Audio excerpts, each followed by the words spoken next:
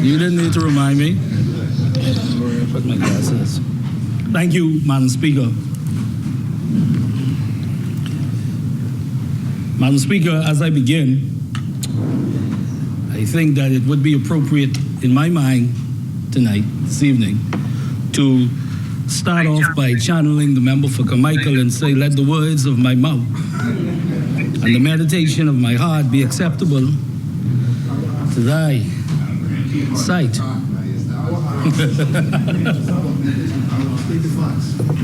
Madam Speaker, I thank Almighty God, who is the great architect of the universe,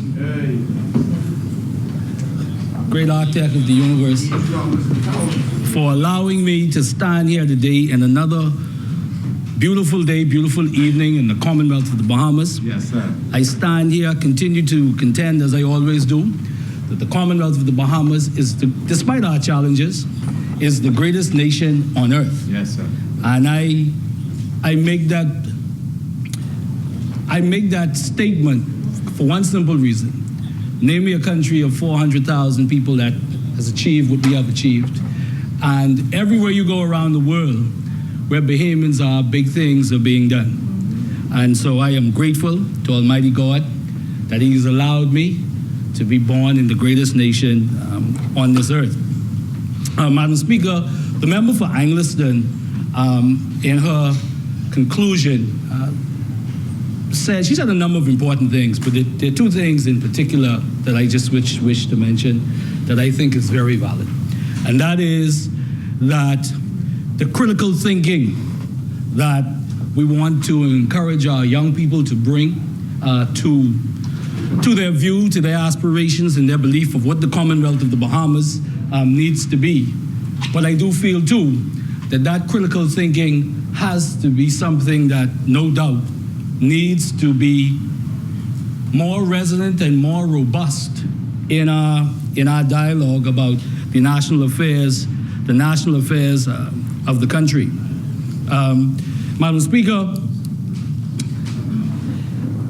you know, I came into politics trying to be every day faithful to some very fundamental things, and I won't suggest that I have a monopoly on that, but since I'm speaking now, and one of those things is that I don't believe in, and this may be politically naive, but I'll say it anyway, I don't believe in attacking people. I believe in attacking ideas and policies and positions.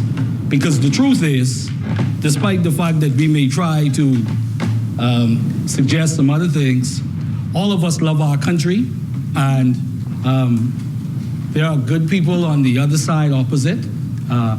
I just believe, and the members of the opposite side just believe that they've attached themselves to some bad policies and bad ideas, and I guess they would say the same here.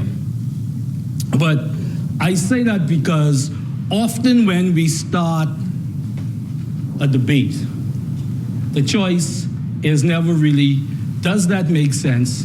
Is there a legitimate position being forwarded? It just falls into the baskets and the categories of, all right, they say it, so it don't make sense. And while that may be some good political theater, it's definitely not good for the Bahamian people, Madam Speaker.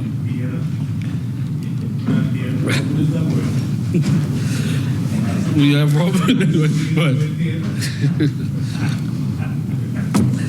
Madam Speaker, I want to talk very briefly as I get into, before I get into some aspects of the fiscal strategy report, about this issue of immigration. And as I do, Madam Speaker, I want to just make a particular point. I remember, well, now that I've gone through two election campaigns, but in particular the last election, when oftentimes the member for Cat Island, Rumkey, and San Salvador, as leader of the opposition, or even on the campaign trail, would say some things. And oftentimes you'd be in discussions, and you know how it is with your supporters, right? They say, oh, he ain't making no sense. He ain't making no sense. I would always say, Listen, if you are a student of politics and if you understand politics, sometimes you have to ignore the messenger and listen to the message, because at the end of the day, at different times, what we say reflects what's going on with the Bahamian people and what they feel. And I jump off from that point on this issue of immigration, illegal immigration, Madam Speaker. Madam Speaker, this body that makes up 39 members of the Progressive Liberal Party and members of the Free National Movement, will have the distinction this year of presiding over the legislative affairs of our nation in its 50th year of independence. The question I believe that history will ask, did this distinction just stay there? Did we capture the imagination of the Bahamian people? Did we transform our country and made major progress on the issues confronted by our people, issues of real economic empowerment, crime, education, healthcare, and immigration? Madam Speaker, I rise today, as I always do, with my love for the people of St. Barnabas and the people of the Commonwealth of the Bahamas. It is that love, Madam Speaker, that comes to speak up front with a sense of urgency on my lips and love for my country and the people in my heart. I offer these words today, moved by the weight of conscience, service to the Commonwealth of the Bahamas, and duty to the Bahamian people. Madam Speaker, I emphasize that I offer these words not to those who love their party, but those that love their country. I offer these thoughts with the risk of being misinterpreted and my words distorted and mischaracterized as political speak and pandering. But Madam Speaker, I gladly take that risk this evening. I offer these words as a Bahamian who has been moved by the events of the last few months and the cries of our people, the Bahamian people. I offer this on behalf of future generations of Bahamians and as a parliamentarian whose job it is to echo the voices of the Bahamian people. For my voice as an elected member, Madam Speaker, is not my voice, but the voice for the people of St. Barnabas and the people across the length and breadth of the Commonwealth of the Bahamas. I do so by the urging of none, but to echo the frustration of our people who have said enough is enough. Madam Speaker, from the outset, I reject those that view my views as divisive or insightful. The honorable member for Elizabeth said this morning, and she threw caution to the power of our words, which I agree. We must be responsible, but we must not forget the power of our necessary courage to have an honest debate that entrenches and fortifies the Bahamian people in the Commonwealth of the Bahamas, that the Bahamian people come first. I am not anti, the leader of the opposition is not anti, this opposition is not anti any group of people or ethnicity. I am unapologetically pro-Bahamian, and we say Bahamians voice in the Commonwealth of the Bahamas. I have one place where I was born, one place I call home, and one place where I wish to die and be buried, right here in the Commonwealth of the Bahamas. I pledge my allegiance to the flag and to the Commonwealth of the Bahamas, for which it stands, one people, united in love and service. Sir Cecil Wallace Whitfield said in a historic speech that democracy and truth are hard and demanding taskmasters, and we are confronted in our democracy and by a truth that political expediency can no longer hide or allow comfort. There comes a time, Madam Speaker, in a nation's history where the people can no longer bear the burden of unfulfilled dreams and unresolved challenges that impact future generations. This is not about which political party you serve. This is not about the F&M or the PLP. This is about country. The illegal immigration crisis is not a new problem, as the member for Angliston just said lastly, but we are faced with a new version of it right now. Shanendon said, if as Bahamians we are not prepared to stand up and fight and defend your own Bahamas, you don't deserve to have it.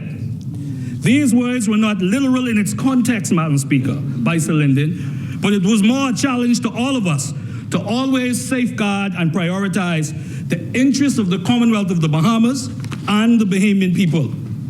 The Bahamian people bears no hate or disregard for any group of people. We are a loving people, Madam Speaker. We accept that many attempt to make their way to and through the Bahamas in search of a better way of life.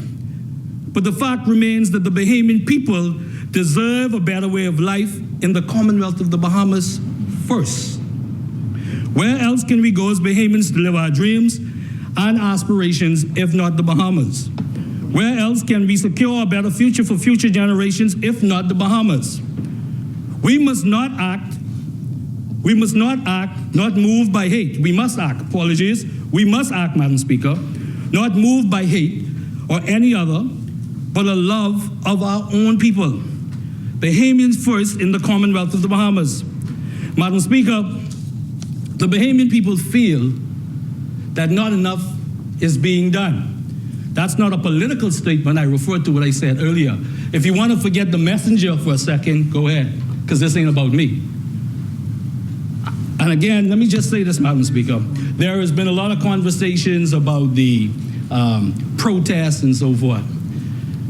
What we have to be careful of, in my view, is that we don't paralyze the need for us to have a serious discussion about the impact of immigration on the Commonwealth of the Bahamas that we have been dealing with for, I'm 46 years old, 40 years. So there is a space for critical thinking, not buying into any xenophobia, any hatred of any people, but a legitimate discussion as we celebrate our 50 years of independence and on other issues, not just on the immigration issue. But what do we want the Bahamas, the Commonwealth of the Bahamas, to be for Bahamians? This is not an isolationist view. At the end of the day, the Bahamian people have to feel that this place that they call home is for them first. And you can get into the weeds of what's happening in certain quarters, but there are thousands of Bahamians that don't necessarily feel that the way that we are conducting the affairs on this issue puts them first. Let me also take this opportunity to say, Madam Speaker, we know, many of us in here, I know I have, been the benefit of a number of persons who have migrated from other countries, particularly our sister Caribbean countries. I wasn't only just taught by Bahamians, and some of the greatest impact, persons who've made the greatest impact on me, have not just been Bahamians, but been persons who have come to the Bahamas and joined in with the building of the Bahamas in many different ways. So, Madam Speaker, the Bahamian people feel that our nation needs a serious plan, not just a response to what's happening now, but a serious plan about who will we be in the next 50 years relative to all aspects of the Commonwealth of the Bahamas. I believe, Madam Speaker, that this Parliament has a duty to act, and I do believe it starts with the formation of the Select Committee on Immigration as proposed by the opposition. Madam Speaker, I trust and hope that those few words on the immigration issue would provide a small piece of the necessary dialogue that I believe that we have to embrace to advance this. Because if we don't, this will continue to be an issue now, and it will be an issue in elections and parliaments to come. We have a duty, so the question is, what will this Parliament do, those of us who are here in the 50 years of independence? Madam Speaker, I turn now to the Fiscal Strategy Report. Madam Speaker, you know, I heard today, I guess the government continues, in our view, to want to continue to make excuses about where the country is. The truth is, Madam Speaker, what is real and what we say in here, what is real is what the Bahamian people are feeling. And right now, Madam Speaker, that they feel that everywhere they turn, they're being taxed, use that word very broadly. They're being taxed, that the burden is increasing on them every single day. Every single day. People are talking about the cost of food, the ability to provide for their families. And there is no doubt in the Bahamian people's minds that many of the decisions that are being made and lack thereof in terms of the government is the reason why their lives are becoming more and more difficult, Madam Speaker. Madam Speaker, we've heard through the debate this morning this notion of where our country was on September 16, 2021. The truth is, Madam Speaker, and we would have said this before, in 2021, when the Progressive Liberal Party came into government, the economy in 2021, at the end of 21, grew by 14%, Madam Speaker, by 14%. That does not happen from September to December. It does not happen from September to December, Madam Speaker. And I can recall, Madam Speaker,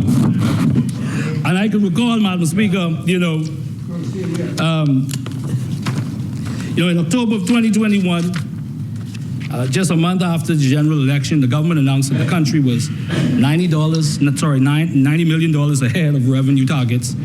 And then in January, the government touted that we were $160 million above forecast. And so, Madam Speaker, it's not, even with that one, it's not magic. That didn't just happen. It happened because there was sound economic policy in place despite having to deal with a global pandemic. And the Free National Movement should be credited with that. Madam Speaker, they have acknowledged it too, In the mid-year budget debate, last year's mid-year budget debate, the government said, because we came into office in mid-September, much of the performance that we are reporting on relates to the activities of the previous administration. That said, there's not been enough time for the full effect of some of our decisions. To work through the economy, there are enough positive indications for us to be cautiously optimistic. Madam Speaker, so there's no doubt that this government was a beneficiary of a reignited economy and increased revenue. Madam Speaker, okay. Madam Speaker, I turn very quickly to the matter of BPL, and that's been a hot topic today in here. The truth is, Madam Speaker, while there would have been issues extending beyond this period as we go back, the reality of it is the government's position, or lack thereof, on the hedging and the delay, Madam Speaker, has made the problem worse, and as a result, you and I, but most importantly, our constituents all across the Commonwealth of the Bahamas are experiencing unbelievably high electricity bills. And the reality of it is, no matter how the government tries to duck it and dodge it, it is their responsibility why it has gone so high. As a matter of fact, Madam Speaker,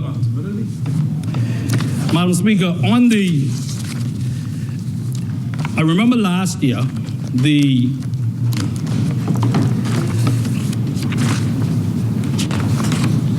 BPL was asked about this. BPL was asked about this, about the decision to delay,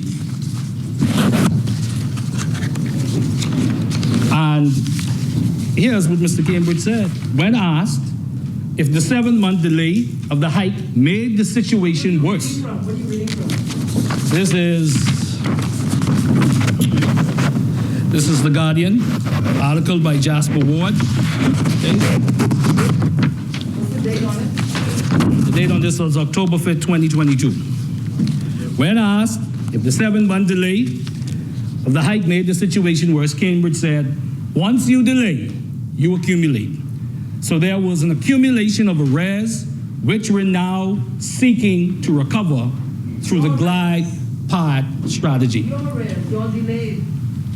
So, Madam Speaker, the reporter was asking specifically about this government's delay. So there is no doubt that what the Bahamian people are experiencing and will be experiencing is due in part to a great measure to what the government has not done on the issue of BPL and the delay, Madam Speaker. Yes. Madam Speaker, the government, you know, it's amazing to me. I think somebody said it earlier about the, oh, sorry.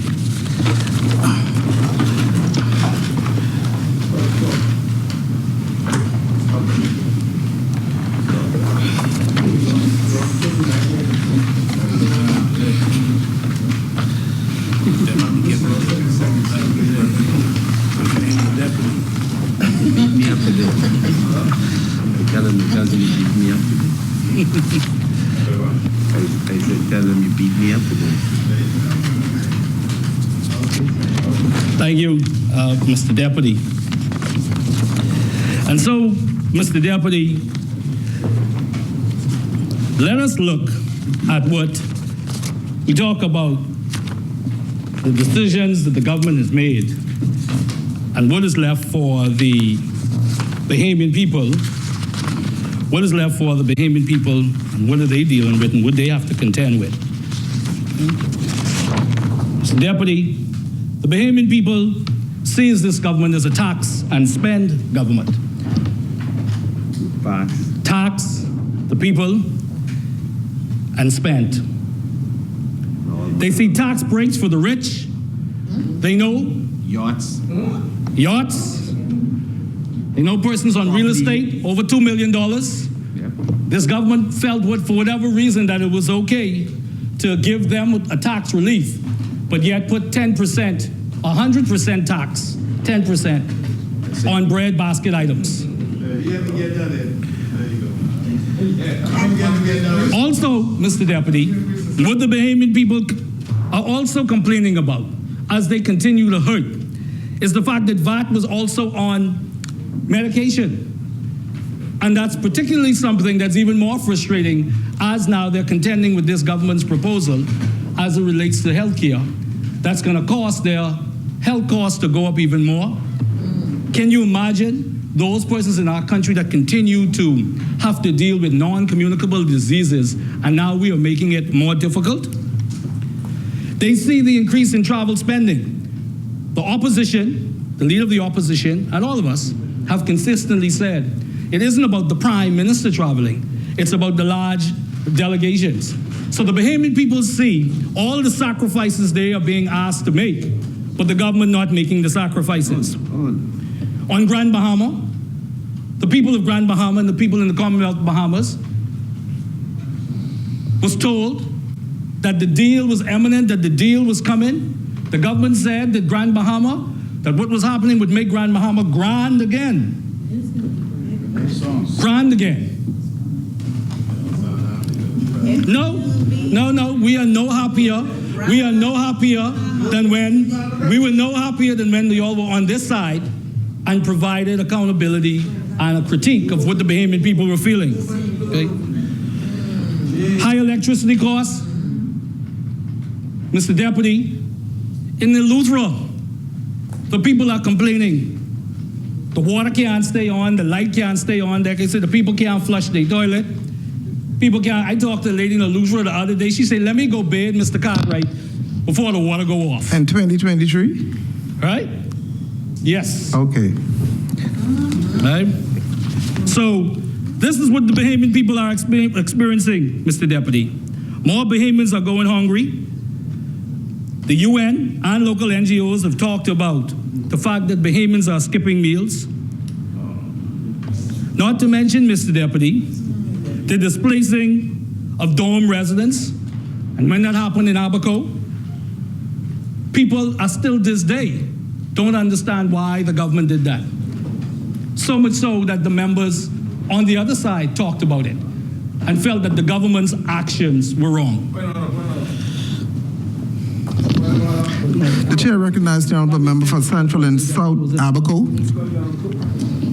Thank you. So, Deputy Speaker, I hear the good gentleman speaking about things that I don't believe he has a full comprehending or understanding what's going on.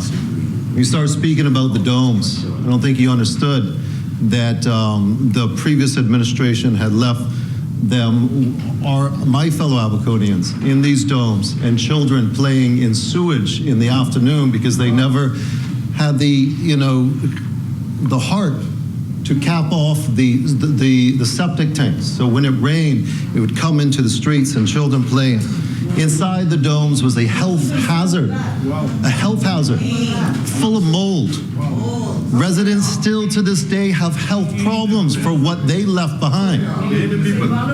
Bahamian people. To this day, we are still trying to put back infrastructure that has been dilapidated and torn apart over decades of F&M representation in Abaco. They closed the sports facility saying we don't have any sports people in Abaco. I don't know what God to say about that. Deputy Speaker, he's speaking about domes. And I'm seeing and feeling and lived in real life neglect in Abaco, one of the strongest economies in the Bahamas, period. And he's speaking about domes that left people in health crisis. In health crisis. Left Abaco people to die. Charged them to get out after Dorian or Bahamas there. Hold on. Let him finish. Let him finish, St. Barnabas. When he speaks about Let him finish. When he speaks about an increase of economy, well, let's take into account that they shut the whole economy down for COVID, locked everyone up, closed all the doors and whatnot, and so on and so forth. Of course, there would be an increase. What's the net? That's the gross. What's the net? And see the economy grow still. Tourism up.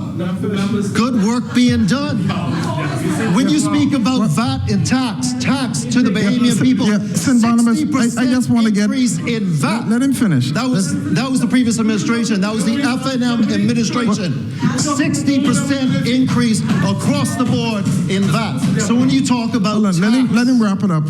when you talk about tax, talk about that. When you talk about domes, you talk about Abaco. All I see is neglect and no heart sitting in front of me. Thank you, Honorable Member. Mr. Deputy, I'd like to move a resolution for the House to continue beyond the 7 o'clock hour. Is there a seconder? Second. It has been moved and seconded that the business of the House do continue beyond 7 p.m. today.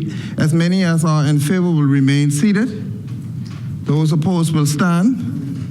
The motion is carried. The business of the House will continue beyond the 7 o'clock hour. The chair recognizes the honourable member for Angliston. Thank you. I'm wondering whether the member for St. Barnabas can lay that article that he referred to on the 5th of October by Jasper. I mean, can you do it now so we can review it? Once I done, I have a couple more. I'll lay it. I don't have no problem doing that. Okay, good. Thank you, honourable member. The chair recognizes the honourable member for St. Barnabas. Mr. Deputy, thank you very much. Mr. Deputy, I respect the members taking his opportunity to elaborate more other than what I talked about. Right? The simple fact is, Mr. Deputy, right? The simple fact is, Mr. Deputy, right? September 9th, this is the Guardian. This is Jasper Ward's day. Abaco MP, demolishing domes, the wrong course of action. My. What's the name of the Abaco MP? MP John Pinder II said the government's decisions to stop. Mr. Deputy, Deputy, can I finish this? Right? Let him just finish the article and then Central said that the government's decision to start demolishing domes in Abaco yesterday, I quote, was the wrong course of action. Yes. We agree with it. And Mr. Deputy, I want to be sure to say this, I don't want the member, yes, and I will table this. I don't want the member to believe that this is about he and I. This is about a legitimate issue that he spoke to. Yes. Now, if he decides to backtrack on that, he has to deal with that with his constituents, right? Okay. All right? Yeah, the chair recognizes the honourable member for Central and South Abaco. Thank you.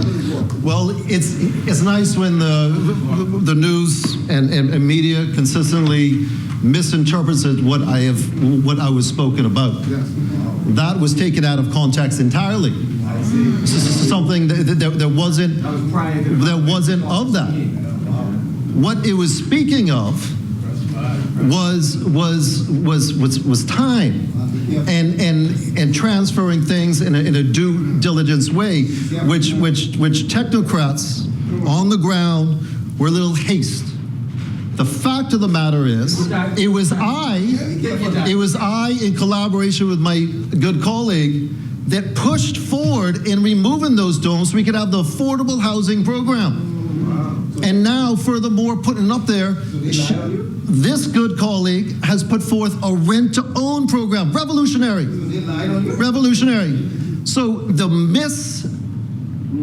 misleading of pretty much half of every time I speak to the media is a problem. They look for a piece of a 20-minute conversation to take 3 words considerably out of context. Thank you, Honorable Member. The chair recognizes the Honorable Member for St. Barnabas. Well, then I can't tell the honorable member what he should do, but maybe he should take legal action, because there was two more quotes.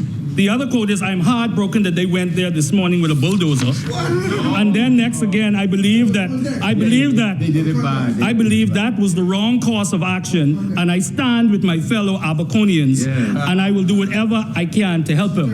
So the question is, the member that his constituents will ask now, are you still standing with us? Yes.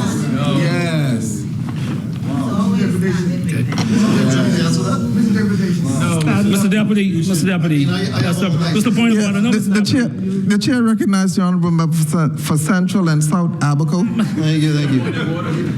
Did you say it? My fellow Abaconians know I stand with them. Did you say it? That's why I stand here today, is to stand and speak for them. Did you say it? I've spent my entire life, 35 years of F&M representation in Central and South Abaco, ripping the island apart, dismantling it piece by piece. And that is why I stand here today. Few did what I did after Dorian. I stand with my people then. I stand with my people now. I can stand with them tomorrow. And this administration, this Davis Cooper administration, has Central and South Abaco in their hearts. Did you say it? Thank you, Honorable Member. Who's the whip? You powerful. Thank you, Mr. Deputy. Also, Mr. Deputy, there are members of the unions. There are members of the unions that have chided this government and said that this government has been guilty of union busting. And they have expressed that, Mr. Deputy, that this government is guilty of union busting. Not what I said. This is what the union said. No. That's a cabinet minister protege behind me. Madam Speaker, also the Bahamian people are concerned.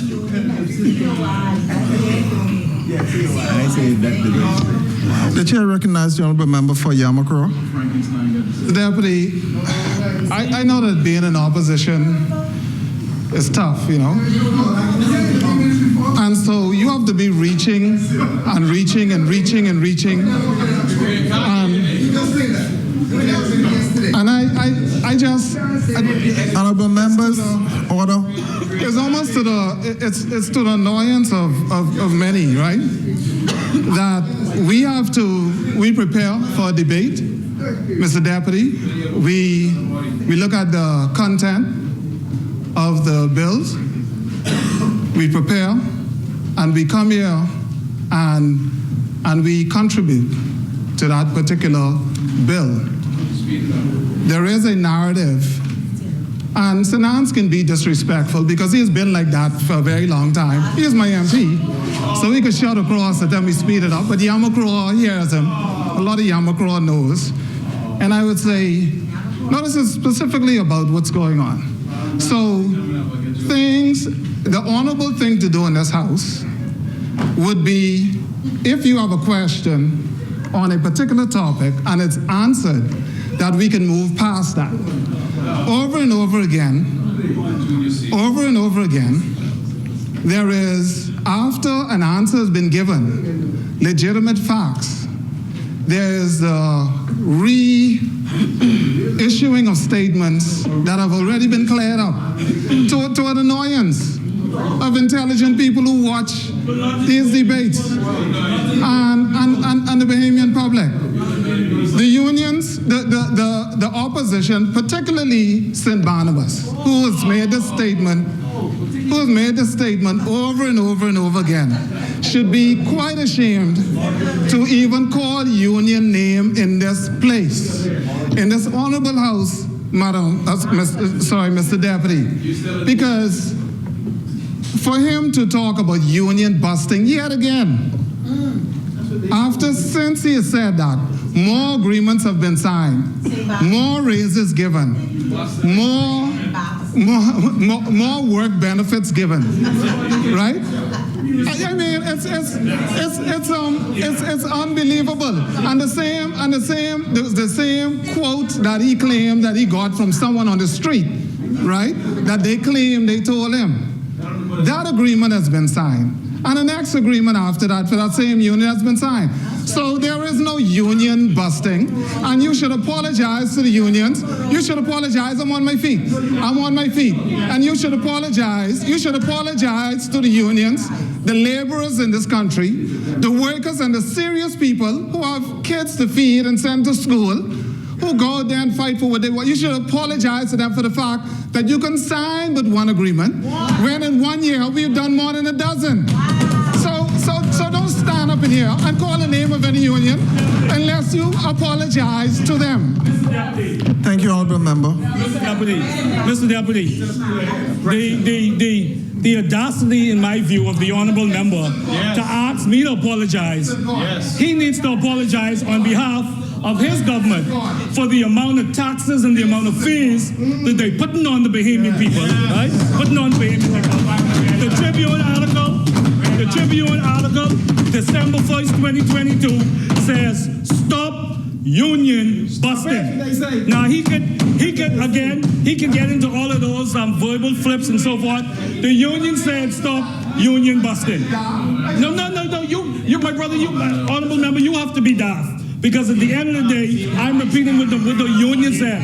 They said stop union busting. That's what the member said, stop union. Order, honorable members. So, you would have, Mr. Deputy, he would have had more credibility if he had stood up and said, he would have had more credibility if he had stood up and said, you know what, we signed these agreements, but honorable member, you are correct that the Public Workers Union did say we were guilty of union busting. Then you would have credibility. But he did not say that because he wants to cherry pick what he wants to cherry pick. Thank you, Honorable Member. The chair recognizes the Honorable Member for Yamakura.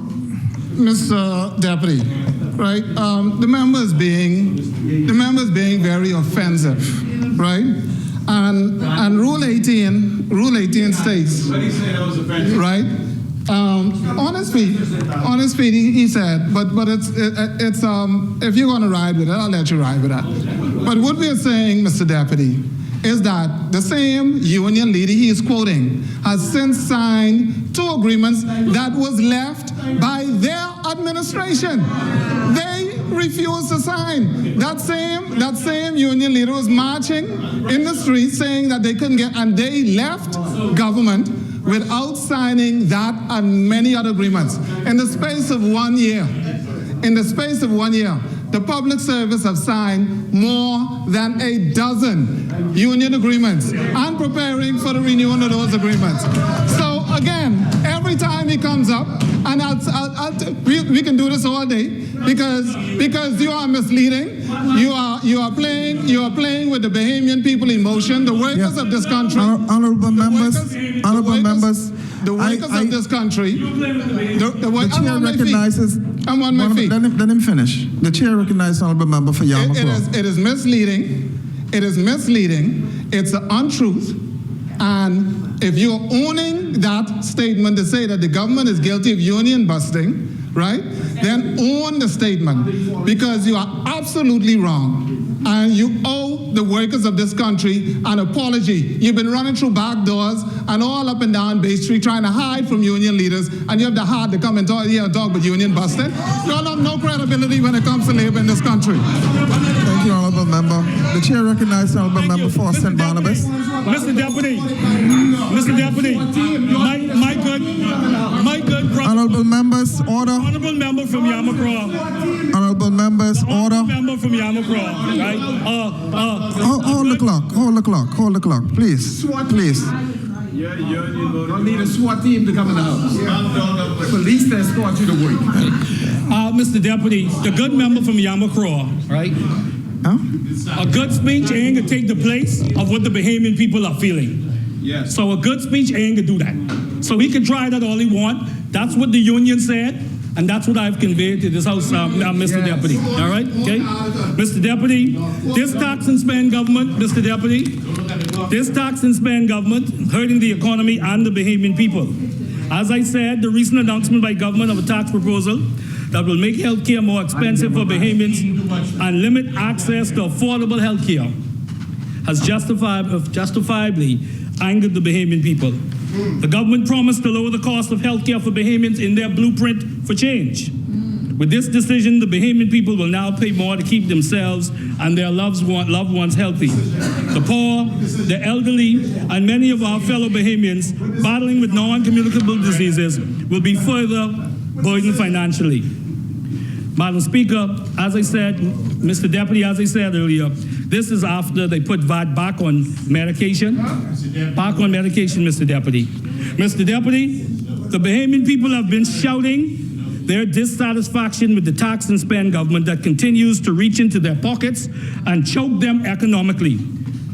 They are pussing, as my constituents say. They are hurting. They believe that the government, again, is asking them to do so much, but yet the government doesn't want to make sacrifices.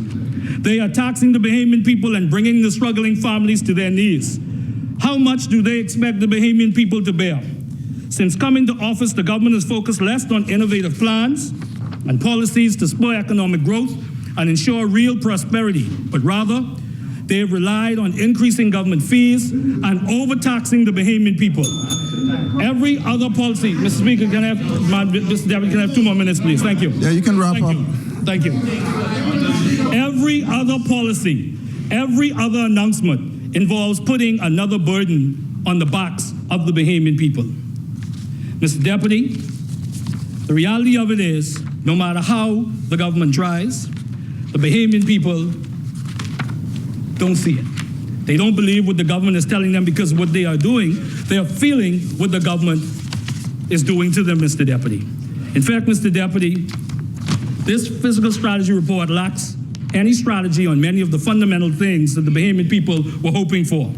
There's no strategy for reduction in spending, just tax and spend. There's no strategy to create new revenue sources, just tax and spend. There is no real strategy on job creation, just tax and spend. And there's no real strategy on growing the economy, just tax and spend. So on behalf of the Bahamian people, we ask the government to stop taxing and hurting Bahamian families. Thank you very much, Mr. Deputy. Thank you, honorable member. The chair recognizes the honorable member for West Grand Bahama and Bimini.